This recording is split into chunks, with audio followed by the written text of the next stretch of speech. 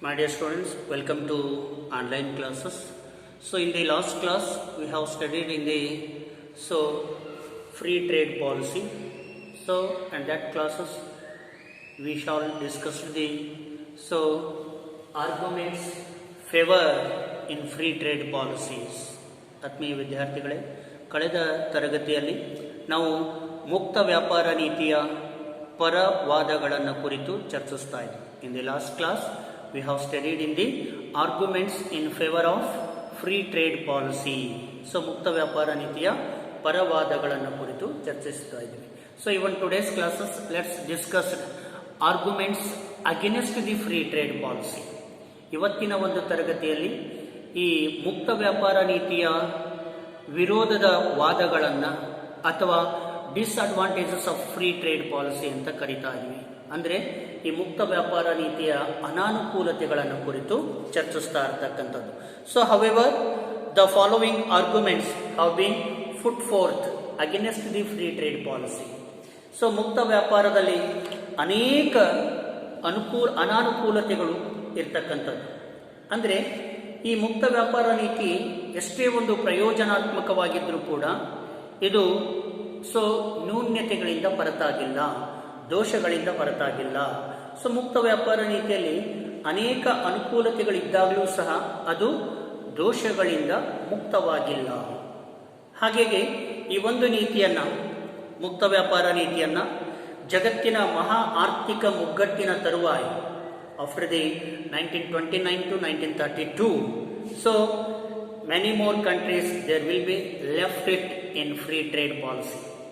So ಜಗತ್ತಿನ ಮಹಾ ಆರ್ಥಿಕ ಮುಗ್ಗಟ್ಟಿನ ತರುವಾಯ 1932ರಲ್ಲಿ ಸಂಭವಿಸಿರ್ತಕ್ಕಂತಹ ಎ ಬಿಗ್ ಎಕನಾಮಿಕ್ ಕ್ರೈಸಿಸ್, ಆರ್ಥಿಕ ಮುಗ್ಗಟ್ಟು ಏನು ಸಂಭವಿಸುತ್ತೆ, ಆರ್ಥಿಕ ಮುಗ್ಗಟ್ಟು ಸಂಭವಿಸಿದ ಬಳಿಕ ಜಗತ್ತಿನ ಬಹುತೇಕ ದೇಶಗಳು ಈ ಮುಕ್ತ ವ್ಯಾಪಾರ ನೀತಿಯನ್ನ ಕೈ ಬಿಟ್ಟು ಬೇರೊಂದು ವ್ಯಾಪಾರ ನೀತಿಯನ್ನ ಅಳವಡಿಸಿಕೊಂಡಿರ್ತಕ್ಕಂಥದ್ದು. ಸೊ ಈ ಒಂದು ನೀತಿಯನ್ನ ಅನುಸರಿಸುವಾಗ ಹಲವು ಸೈದ್ಧಾಂತಿಕ ಮತ್ತು ಪ್ರಾಯೋಗಿಕ ಸಮಸ್ಯೆಗಳನ್ನು, ತೊಂದರೆಗಳನ್ನು ಎದುರಿಸಬೇಕಾಗಿರ್ತಕ್ಕಂಥದ್ದು. ಆದ್ರಿಂದ ಕೆಲವು ವಿದ್ವಾಂಸರು, ಕೆಲವು ತಜ್ಞರು ಈ ಮುಕ್ತ ವ್ಯಾಪಾರ ನೀತಿಯನ್ನ ವಿಮರ್ಶೆ ಮಾಡ್ತಕ್ಕಂಥದ್ದು, ಅದರ ವಿರೋಧಾತ್ಮಕ ವಾದಗಳನ್ನು ಮಂಡಿಸಿರ್ತಕ್ಕಂಥದ್ದನ್ನು ನಾವಿಲ್ಲಿ ಕಾಣ್ತಾ ಇದ್ವಿ. ಹಾಗಿದ್ರೆ ಈ ವಿದ್ವಾಂಸರ ಪ್ರಕಾರ, ಈ ಆರ್ಥಿಕ ತಜ್ಞರ ಪ್ರಕಾರ ಮುಕ್ತ ವ್ಯಾಪಾರ ನೀತಿಯ ಅನಾನುಕೂಲತೆಗಳೇನು? What are the disadvantages of the free trade policies on the basis of the modern economist? ಆಧುನಿಕ ಅರ್ಥಶಾಸ್ತ್ರಜ್ಞರ ಪ್ರಕಾರ ಈ ಮುಕ್ತ ವ್ಯಾಪಾರ ನೀತಿಯಲ್ಲಿ ನಾವು ಕಾಣ್ತಾ ಇರ್ತಕ್ಕಂಥ ಅನಾನುಕೂಲತೆಗಳು ಅಥವಾ ನ್ಯೂನ್ಯತೆಗಳು ಏನು ಅನ್ನೋದನ್ನ ಒಂದೊಂದಾಗಿ ನಾವು ಸವಿಸ್ತಾರವಾಗಿ ಚರ್ಚಿಸ್ತಕ್ಕಂಥದ್ದು. However, the following arguments have been put forth against the free trade policy. So the first disadvantages of the free trade policy is danger of dependence of a foreign countries. Danger of dependence of a foreign countries. ಇಲ್ಲಿ ವಿದೇಶಗಳನ್ನು ಅತಿಯಾಗಿ ಅವಲಂಬಿಸುವುದು ಬಹಳಷ್ಟು ಅಪಾಯಕಾರಿ ಎಂಬುದನ್ನ ಇಲ್ಲಿ ನಾವು ಅಲ್ಲಗಳೆಯೋ ಹಾಗಿಲ್ಲ. Free trade result in a greater interdependence of a countries, which is dangerous, particularly in times of war or internationally enmity. So ಮುಕ್ತ ವ್ಯಾಪಾರ ನೀತಿಯ ಒಂದು ಫಲಶ್ರುತಿ ಏನು ಅಂತಂದ್ರೆ, ದೇಶಗಳ ನಡುವೆ ಪರಸ್ಪರ ಅವಲಂಬನೆ ಅತ್ಯಧಿಕವಾಗಿರ್ತಕ್ಕಂಥದ್ದು. ಅಂದ್ರೆ ಮುಕ್ತ ವ್ಯಾಪಾರ ನೀತಿಯಲ್ಲಿ ಜಗತ್ತಿನ ಎಲ್ಲ ರಾಷ್ಟ್ರಗಳು ಯಾವುದೇ ನಿಯಂತ್ರಣ, ನಿರ್ಬಂಧನೆಗಳು ಇಲ್ಲದೆ ಪರಸ್ಪರ ಹೊಂದಾಣಿಕೆಯ ಮೂಲಕ ಸರಕುಗಳನ್ನು ಆಮದು ಮತ್ತು ರಫ್ತು ಮಾಡಿಕೊಳ್ಳತಕ್ಕಂಥ ಒಂದು ವ್ಯವಸ್ಥೆಯನ್ನ ಮುಕ್ತ ವ್ಯಾಪಾರ ನೀತಿಯಲ್ಲಿ ನಾವು ಕಾಣ್ತಾ ಇದ್ದೀವಿ. ಆದರೆ ಇದು ಬಹಳಷ್ಟು ಅಪಾಯಕಾರಿಯಾದಂತಹ ಸಂಗತಿ ಅನ್ನೋದು ಆಧುನಿಕ ಅರ್ಥಶಾಸ್ತ್ರಜ್ಞರ ಅಭಿಪ್ರಾಯವಾಗಿರ್ತಕ್ಕಂಥದ್ದು. ಯಾಕೆಂದ್ರೆ ಇತರೆ ಜಗತ್ತಿನ ವಿದೇಶಗಳನ್ನ ಅತಿಯಾಗಿ ಅವಲಂಬನೆ ಮಾಡಿಕೊಳ್ಳುವುದು ಅಪಾಯಕಾರಿಯಾಗಿರ್ತಕ್ಕಂಥದ್ದು, ಅಷ್ಟು ಸಮಂಜಸವಲ್ಲ. ಅದರಲ್ಲೂ ಯುದ್ಧದಂತಹ ಸಂದರ್ಭದಲ್ಲಿ, ಅಂತಾರಾಷ್ಟ್ರೀಯ ಮಟ್ಟದಲ್ಲಿ ದ್ವೇಷ, ಶತ್ರುತ್ವವನ್ನು ಕಟ್ಟಿಕೊಳ್ತಕ್ಕಂಥ ಸಂದರ್ಭದಲ್ಲಿ ಮುಕ್ತ ವ್ಯಾಪಾರ ನೀತಿ ಅಥವಾ ಪರಸ್ಪರ ಅವಲಂಬನೆ ಅನ್ನೋದು ಅಷ್ಟು ಸಮಂಜಸವಲ್ಲ ಅನ್ನೋದು ಇವರ ಆರ್ಥಿಕ ತಜ್ಞರ ವಾದ. Free trade results in a greater interdependence of a countries which is dangerous particularly in times of war or international enmity. ಯುದ್ಧದಂತಹ ಮತ್ತು ಅಂತಾರಾಷ್ಟ್ರೀಯ ಶತ್ರುತ್ವದ ಸಂದರ್ಭದಲ್ಲಿ ಈ ದೇಶಗಳ ಪರಸ್ಪರ ಅವಲಂಬನೆ ಬಹಳಷ್ಟು ಅಪಾಯಕಾರಿಯಾಗಿರ್ತಕ್ಕಂಥದ್ದು ಅನ್ನೋದು ಆರ್ಥಿಕ ತಜ್ಞರ ಅಭಿಪ್ರಾಯ. It may also several affect the political independence of the countries which is depending on A foreign countries for most of the requirements. ಇಲ್ಲಿ ಮುಕ್ತ ವ್ಯಾಪಾರ ನೀತಿ ಯುದ್ಧದ ಕಾಲದಲ್ಲಿ ಸ್ವಾತಂತ್ರ್ಯಕ್ಕೆ ಧಕ್ಕೆಯನ್ನು ತಂದುಕೊಡ್ತಕ್ಕಂಥದ್ದು. ಬೇರೆ ದೇಶಗಳ ಮೇಲಿನ ಅವಲಂಬನೆಯಿಂದಾಗಿ ರಾಜಕೀಯವಾಗಿ ಸ್ವತಂತ್ರ ನಿರ್ಧಾರಗಳನ್ನು ಕೈಗೊಳ್ಳಲಿಕ್ಕೆ ಸಾಧ್ಯವಾಗದೇ ಇರೋದ್ರಿಂದ ರಾಜಕೀಯ ಸ್ವಾತಂತ್ರ್ಯ ಹರಣವಾಗ್ತಕ್ಕಂಥ ಸನ್ನಿವೇಶಗಳೇ ಹೆಚ್ಚಾಗಿ ಕಂಡು ಬರ್ತಕ್ಕಂಥದ್ದು. ದೇಶಗಳು ದಾಸ್ಯದಲ್ಲಿಯೇ ನರಳಬೇಕಾಗುತ್ತೆ, ಬೇರೆ ದೇಶಗಳ ಒಂದು ಅವಲಂಬನೆಯ ಮೇಲೆ ನರಳಬೇಕಾಗುತ್ತೆ. ಇವತ್ತು ಮುಂದುವರೆದ ದೇಶಗಳ ಒಂದು ನಿಯಂತ್ರಣದಲ್ಲಿಯೇ ಹಿಂದುಳಿದ ದೇಶಗಳು ನರಳಬೇಕಾದಂಥ ಒಂದು ಪರಿಸ್ಥಿತಿ ನಿರ್ಮಾಣವಾಗಿತ್ತು ಮುಕ್ತ ವ್ಯಾಪಾರ ನೀತಿಯ ಸಂದರ್ಭದಲ್ಲಿ.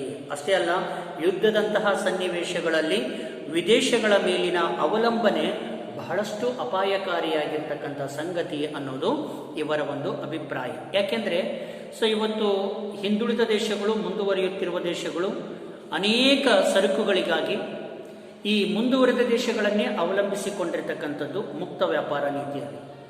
ಯುದ್ಧದಂತಹ ಸಂದರ್ಭಗಳಲ್ಲಿಯೂ ಕೂಡ ಯುದ್ಧೋಪಕರಣಗಳಿಗಾಗಿ ಹಿಂದುಳಿದ ದೇಶಗಳು, ಮುಂದುವರಿಯುತ್ತಿರುವ ದೇಶಗಳು ಈ ಅಭಿವೃದ್ಧಿ ಹೊಂದಿದ ದೇಶಗಳನ್ನೇ ಅವಲಂಬಿಸಿದಾಗ ಆ ಅಭಿವೃದ್ಧಿ ಹೊಂದಿದ ದೇಶಗಳು ಯುದ್ಧದ ಸಂದರ್ಭದಲ್ಲಿ ಸಮಯಕ್ಕೆ ಸರಿಯಾಗಿ ಯುದ್ಧೋಪಕರಣಗಳನ್ನು ಆ ರಾಷ್ಟ್ರಗಳಿಗೆ ಒದಗಿಸದೇ ಹೋದಾಗ ಎದುರಾಳಿ ರಾಷ್ಟ್ರಗಳ ನಡುವೆ ಸೋತು ಶರಣಾಗಬೇಕಾದಂಥ ಒಂದು ಸಮಸ್ಯೆ ಎದುರಾಗ್ತಕ್ಕಂಥದ್ದು.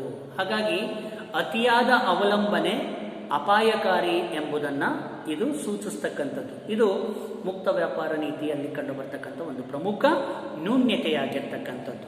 And second one, unhealthy competition ಎಂಬುದಾಗಿ ಕರೀತಾ ಇದ್ದೀವಿ. ಅಂದರೆ ತೀಕ್ಷ್ಣವಾದ ಪೈಪೋಟಿ, ಅನಾರೋಗ್ಯಕರವಾದ ಪೈಪೋಟಿ ಅಂತ ಕರೀತಾ ಇದ್ದೀವಿ.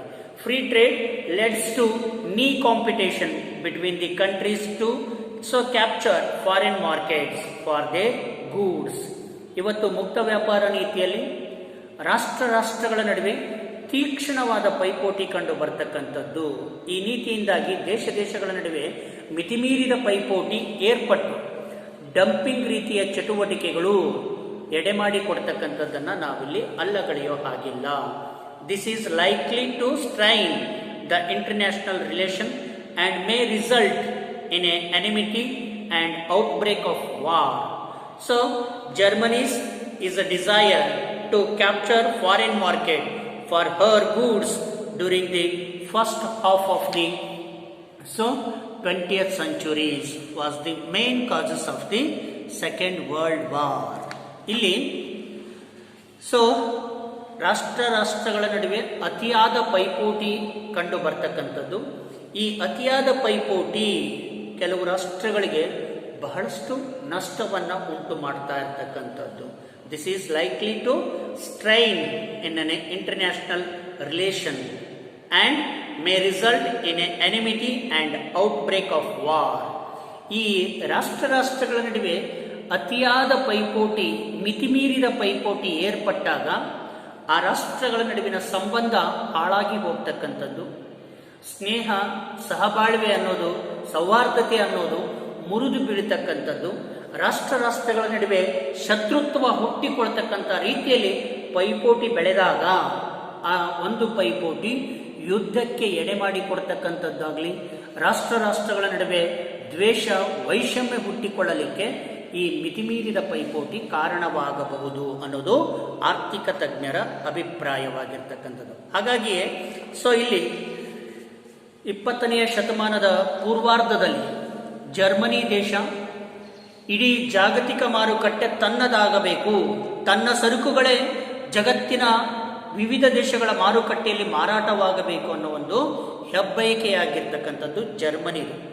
So Germany's desire to capture foreign market for her goods during the first half of the 20th century was main causes of the 2 world war.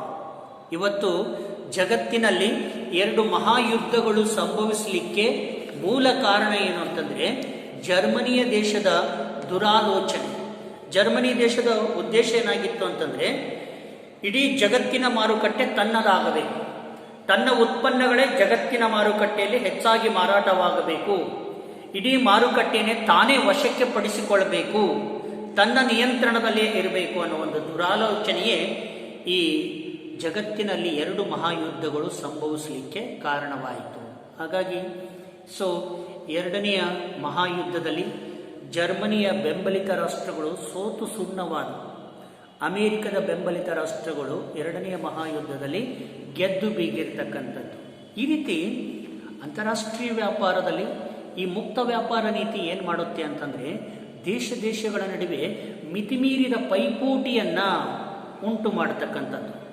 ಈ ಮಿತಿಮೀರಿದ ಪೈಪೋಟಿ ಏನಾಗುತ್ತೆ ಅಂತಂದರೆ ಅಲ್ಲಿ ವೈಷಮ್ಯಗಳು ಹುಟ್ಟಿಕೊಳ್ಳಲಿಕ್ಕೆ, ದ್ವೇಷ ಹುಟ್ಟಿಕೊಳ್ಳಲಿಕ್ಕೆ ಕಾರಣವಾಗುತ್ತೆ ರಾಷ್ಟ್ರಗಳ ನಡುವೆ. ನೋಡಿ, ನಮ್ಮಲ್ಲೇ ಫ್ರೆಂಡ್ಶಿಪ್ಪಲ್ಲಿ ಪೈಪೋಟಿ ಬೆಳೆದಾಗ ನಾನು ಹೆಚ್ಚು ಅಂತಂದೋದಾಗ ಅಲ್ಲಿ ಸ್ನೇಹ ಇದ್ದಿದ್ದು ವೈಷಮ್ಯಕ್ಕೆ, ಶತ್ರುತ್ವಕ್ಕೆ ಪರಿವರ್ತನೆ ಆಗ್ತಕ್ಕಂಥದ್ದು. ಇದು ಯಾವುದರಿಂದ?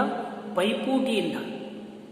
ನಾನು ಹೆಚ್ಚು ಅನ್ನೋ ಪೈಪೋಟಿ ರಾಷ್ಟ್ರಗಳ ನಡುವೆ ಇಲ್ಲಿ ಅತ್ಯಧಿಕವಾದಾಗ ಇದು ಸಹಜವಾಗಿ ಮುಂದೇನಾಗುತ್ತೆ, ದೇಶಗಳ ನಡುವೆ ಶತ್ರುತ್ವ, ದ್ವೇಷಕ್ಕೆ ಕಾರಣವಾಗ್ತಕ್ಕಂಥದ್ದು, ಯುದ್ಧಗಳು ಸಂಭವಿಸಲಿಕ್ಕೂ ಕೂಡ ಕಾರಣವಾಗ್ತಕ್ಕಂಥದ್ದನ್ನು ನಾವಿಲ್ಲಿ ಅಲ್ಲಗಳೆಯೋ ಹಾಗಿಲ್ಲ ಅನ್ನೋದು. And next third one, adverse effect on domestic industries. ಇಲ್ಲಿ ಮುಕ್ತ ವ್ಯಾಪಾರ ನೀತಿಯು ದೇಶೀಯ ಕೈಗಾರಿಕೆಗಳಿಗೆ ಪ್ರತಿಕೂಲಕರವಾಗಿರ್ತಕ್ಕಂಥ ಪರಿಣಾಮವನ್ನು ಬೀರ್ತಕ್ಕಂಥದ್ದು. Adverse effect on domestic industries.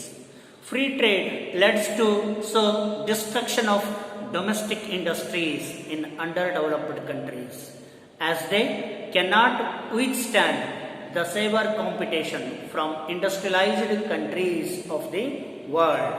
ಇಲ್ಲಿ ಮುಕ್ತ ವ್ಯಾಪಾರ ನೀತಿಯಲ್ಲಿ ಕೈಗಾರಿಕಾ ಕ್ಷೇತ್ರದಲ್ಲಿ ಪ್ರಾಬಲ್ಯವನ್ನು ಹೊಂದಿರತಕ್ಕಂಥ ರಾಷ್ಟ್ರಗಳೇ ಮುಕ್ತ ವ್ಯಾಪಾರ ನೀತಿಯ ಲಾಭವನ್ನು ಪಡೆದುಕೊಳ್ತಾವೆ ವಿನಃ ಈ ಹಿಂದುಳಿದ ದೇಶಗಳು, ಮುಂದುವರಿಯುತ್ತಿರುವ ದೇಶಗಳು ಈ ಮುಂದುವರಿದ ರಾಷ್ಟ್ರಗಳ ಅಥವಾ ಕೈಗಾರಿಕೀಕೃತ ರಾಷ್ಟ್ರಗಳ ವಿರುದ್ಧ ಪೈಪೋಟಿಯನ್ನು ಎದುರಿಸಲಿಕ್ಕೆ ಸಾಧ್ಯವಾಗುವುದಿಲ್ಲ. ಆಗ ಆ ದೇಶೀಯ ಕೈಗಾರಿಕೆಗಳಿಗೆ ಈ ಒಂದು ಮುಕ್ತ ವ್ಯಾಪಾರ ನೀತಿ ಪ್ರತಿಕೂಲಕರವಾಗಿರ್ತಕ್ಕಂಥ ಪರಿಣಾಮ ಬೀರ್ತಕ್ಕಂಥದ್ದು. This happened in India during the British regime when Indian handicrafts decline due to the severe competition of British goods. ಬ್ರಿಟಿಷರ ಆಳ್ವಿಕೆಯ ಸಂದರ್ಭದಲ್ಲಿ ಭಾರತದ ಕರಕುಶಲ ವಸ್ತುಗಳ ಬೇಡಿಕೆ ಬಹಳಷ್ಟು ಕಡಿಮೆ ಆಯಿತು, ಕರಕುಶಲ ವಸ್ತುಗಳ ಮಾರಾಟ ಕಡಿಮೆ ಆಯಿತು. ಯಾಕೆಂದರೆ ಬ್ರಿಟಿಷರ ಆಳ್ವಿಕೆಯಲ್ಲಿ ಬ್ರಿಟಿಷ್ ಸರ್ಕಾರ ತನ್ನ ಸರಕುಗಳನ್ನೇ ಭಾರತದ ಮಾರುಕಟ್ಟೆಯಲ್ಲಿ ಹೆಚ್ಚು ಮಾರಾಟ ಮಾಡ್ತಾ ಇರತಕ್ಕಂಥದ್ದು. ಹಾಗಾಗಿ ಭಾರತದ ಕರಕುಶಲ ವಸ್ತುಗಳಿಗೆ ಭಾರತದ ಮಾರುಕಟ್ಟೆಯಲ್ಲಿ ಬೇಡಿಕೆ ಇಲ್ಲದಂತೆ ಆಗಿರ್ತಕ್ಕಂಥದ್ದು. ಆಗ ದೇಶೀಯ ಮಾರುಕಟ್ಟೆಗೆ ಈ ರೀತಿಯ ಮುಕ್ತ ವ್ಯಾಪಾರ ಪ್ರತಿಕೂಲಕರವಾಗಿರ್ತಕ್ಕಂಥ ಪರಿಣಾಮವನ್ನು ಬೀರಿರ್ತಕ್ಕಂಥದ್ದು. Remaining arguments there will be discussed next class.